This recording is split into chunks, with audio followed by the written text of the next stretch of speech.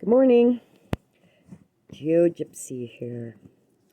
Well, I'm up at what I think is a pretty too early time at 6:30 in the morning. And this is the second day of creating new life patterns. You know, it's the first summer that I'm retired, also living low elevation at 4,200 feet. And, you know, in the past, I lived at 8,000 feet as a park ranger. I was outside all day then as well. And now, to get outside, I have to get up really early in the morning because at this elevation, it gets really warm in the middle of the day, and I don't want to be out there cooking my brains out. Well, part of that is that I'm really not a good early morning person. But you know what? I'm creating new life patterns, and I'm taking you along. So, let's go. It's time to go out and greet the day.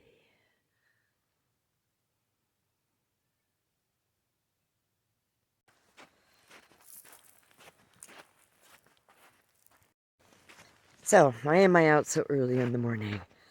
Well, I've had a pattern for most of my adult life about getting up in the morning 2 hours before I have to leave the house.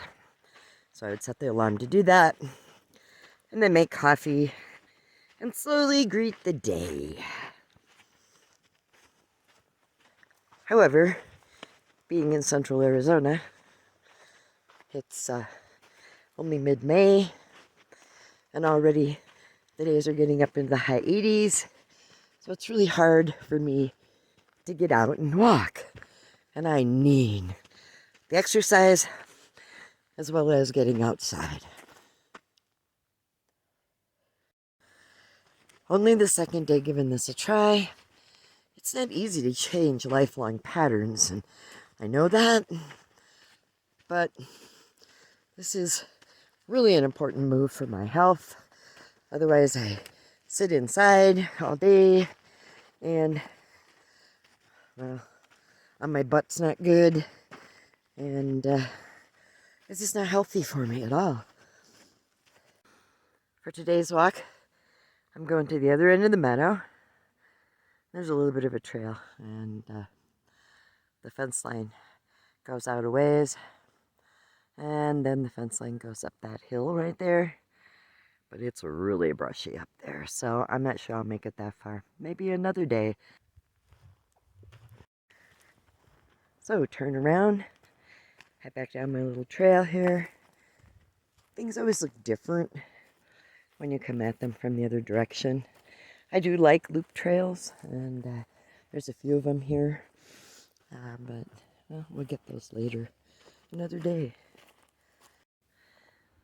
Still basically following the fence line. I'm back to the meadow, and I'm gonna head across that. This really is a great place for lots of critters to live. And even if I don't get to see the critters, if I only hear them or startle them, there's more evidence of what they left behind. I think when I was a kid, we called those smart pills. We actually have two kinds of rabbits living out here on the range. We have both cottontails, and we have jack rabbits as well.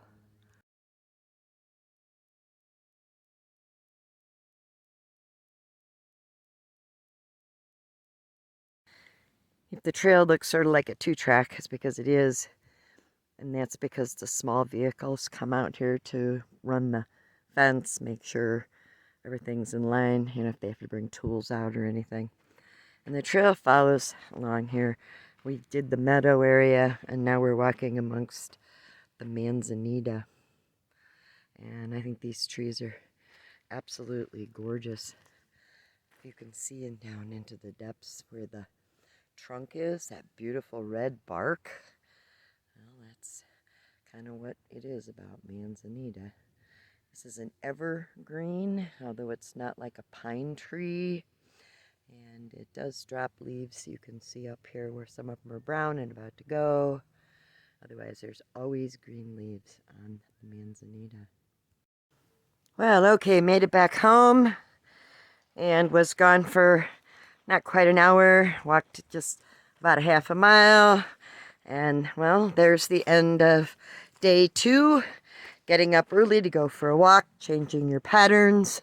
And now I'm ready for coffee. Have a good day. I tell you what, I think I earned that coffee this morning.